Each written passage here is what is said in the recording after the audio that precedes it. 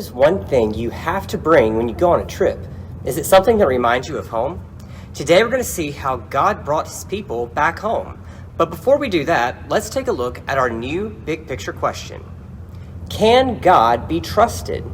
Yes, God cannot lie or ever be wrong, so we can trust whatever he has said. No matter what happens in life, we can always trust God. Even during the hard and scary times of life, God can be trusted because he knows what is best for us.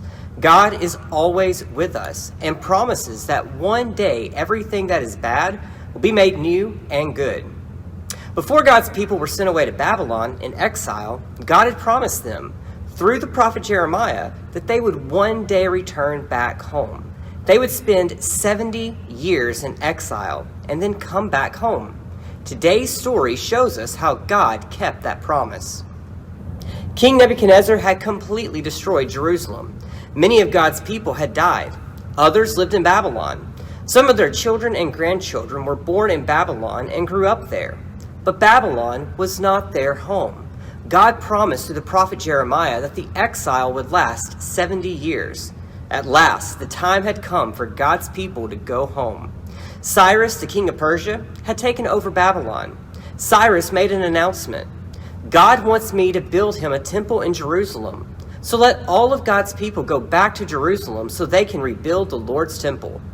Anyone who stays behind should give the travelers anything they need: gold and silver, animals, and gifts for God's temple. The exile was over. God's people were free to go back to their homes. God's promise was coming true. So the people got ready to go to Judah. All their neighbors helped them by giving them gifts. King Cyrus even brought out the dishes that King Nebuchadnezzar had taken from the temple in Jerusalem before he destroyed it. The leader of God's people, a man named Sheshbazzar, brought all these things along when the captives returned from Babylon to Jerusalem. God fulfilled his promise to his people through King Cyrus. When King Cyrus commanded God's people to return to Jerusalem, it fulfilled the prophecy made by Jeremiah. God's people were headed back home, and God once again proved that he can always be trusted. God knew the exile was what was best for his people. But after they had been disciplined for their disobedience, it was time for God to send them back home. God provided for them everything they needed. Through Cyrus, they gained the materials they would need to rebuild the temple and gifts from their neighbors to make their journey back home easier. God reminded his people that he will always provide them exactly what they need. We can hold on to this same promise. We can trust God no matter what we may be facing in life, good times or really difficult times. If we have trusted God with our salvation, which he has provided through Jesus, then we should also trust him with every other detail of our life. God always keeps his promises. God chose to use King Cyrus in his plan to graciously deliver his people from exile.